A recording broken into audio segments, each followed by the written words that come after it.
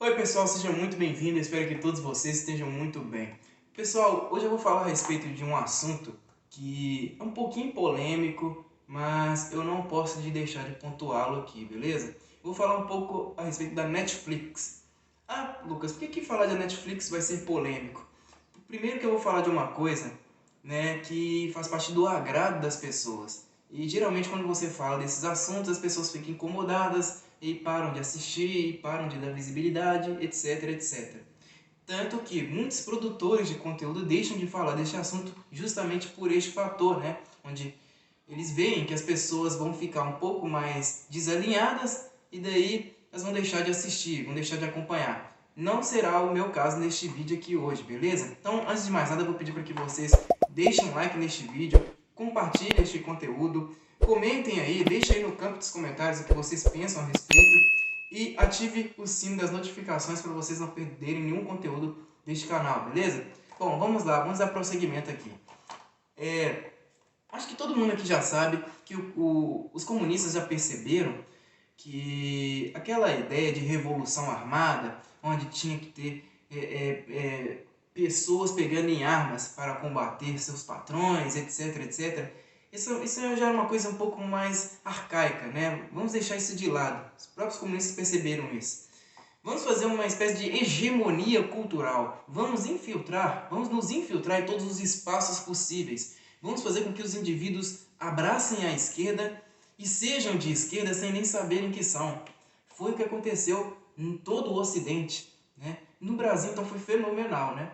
A coisa funcionou de dentro para fora. Eles foram se infiltrando nas escolas, nas universidades, na grande mídia, nas igrejas, no show business, no mundo artístico, etc, etc, né? Até que eles conseguissem ali moldar a capacidade, né, de interpretação, de percepção, né, o grau de comportamento dos indivíduos. Foi o que aconteceu justamente aqui no Ocidente. Vou falar então a respeito da Netflix, né?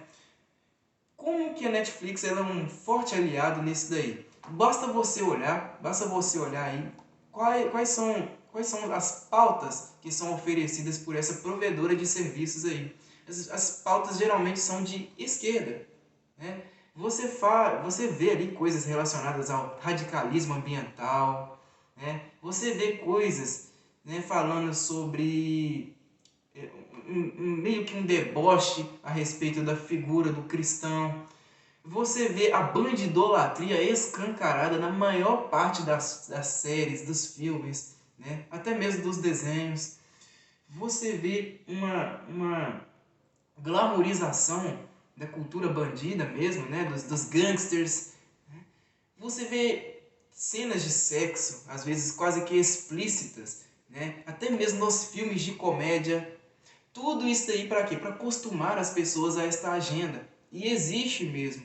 Muitas pessoas falam que é conspiratório, é bobagem e tudo mais, mas basta você tirar uma ideia, por exemplo, de como é o comportamento dos jovens e adolescentes que a gente vê hoje, né? Qual que é o grau de comportamento deles?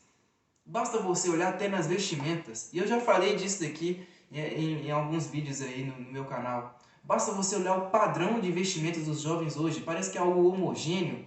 Geralmente o padrão de vestimenta deles se relaciona à cultura bandida, né? A moda das bandanas, dos tênis Nike, brancos. Tudo isso faz parte da cultura norte-americana que vamos dizer, que é fruto daquilo que os bandidos, né, os presidiários, trouxeram para as ruas. E das ruas foram tomando conta do mundo da moda. E do mundo da moda entrou na cultura cinematográfica, na cultura artística, né? Você vê os artistas, até mesmo da NBA, que são os caras mais bem pagos do mundo.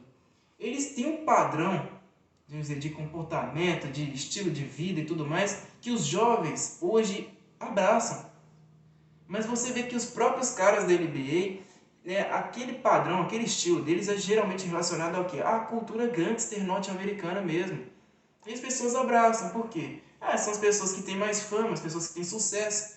E geralmente aquilo que está na moda, né, as pessoas vão abraçar, evidentemente. E é a mesma coisa que acontece na Netflix. Só que na Netflix é uma coisa que funciona no subconsciente. As pessoas nem percebem. E eu vou dar alguns exemplos aqui. Vamos pegar aqui o exemplo daquela coleção de filmes dos Velozes e Furiosos, né? Você pegava o primeiro filme ali de 2001 com Paul Walker, né, o personagem Brian O'Connor, você via que no início do filme ele era o quê? Um policial. Ele é um agente militar que está infiltrado numa gangue para pegar um cara lá, que é o Dominic Toretto, né, interpretado pelo ator Vin Diesel.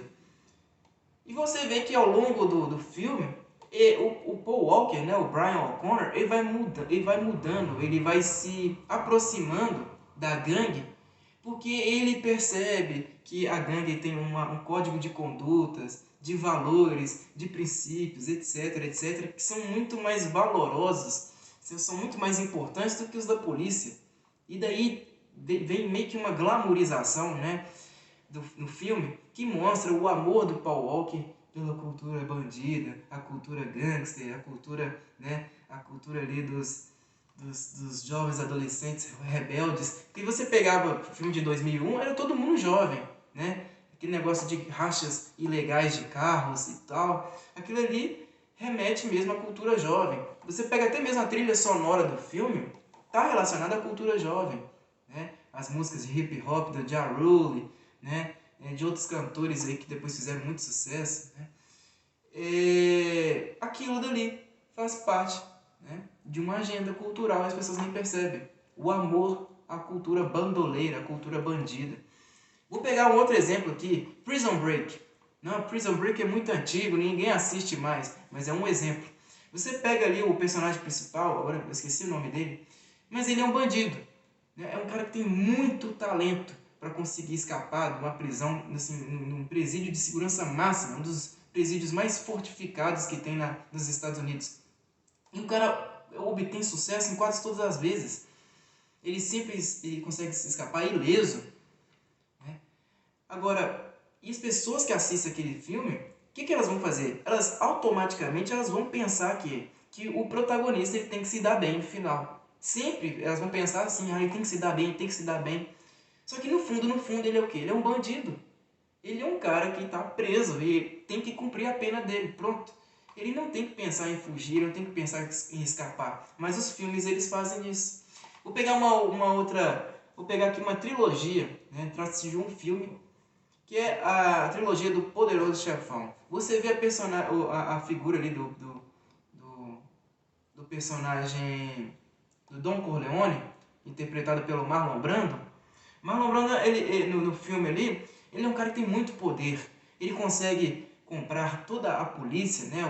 Os delegados de polícia, os promotores, os juízes, os desembargadores. Ele compra até mesmo os comerciantes locais. Ele compra quase toda a população do Brooklyn, de Nova Jersey e tudo mais, mas tudo à base do quê? Da ameaça, né? É um cara que tem muito poder, mas um poder que serve para quê? Para fortalecer a sua figura como bandido. Ele é um mero bandido. É um cara que intimida, ameaça, usa da violência para conseguir montar aquilo que a gente conhece muito bem como máfia. O filme todo fala de uma máfia muito forte, muito poderosa, em que todos ali são violentos, mas que no fundo, né, pelo próprio filme você vê que existe uma maquiagem que tenta glamourizar tudo isso daí. Fala que trata-se de uma família com código de honra, de valores, de princípios que não podem ser quebrados. E acabam que as pessoas respeitam muito. Olha lá que da hora, né? A figura do Don Corleone. O cara tem muito poder, muito prestígio, todo mundo respeita ele, beija a mão dele, né? Faz tanta reverência a ele. Mas no fundo, ele é o quê? Ele é um bandido, um dos caras mais perigosos ali, né? da região ali de Nova York.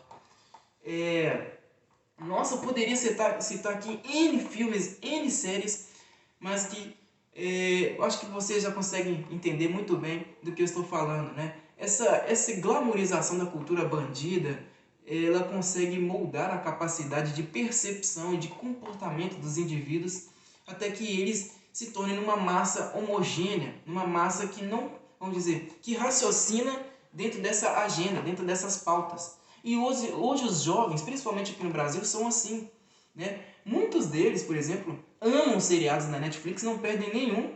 Claro, eu também não tenho nada contra, mas não dá para você assistir esses filmes, essas séries, sem ter um ar crítico por trás. Não dá para você assistir, por exemplo, a La Casa de Papel sem ter um ar crítico, né? Sem ter um pensamento crítico sobre o que está passando naquela série ali, qual que é o verdadeiro intuito dela, né?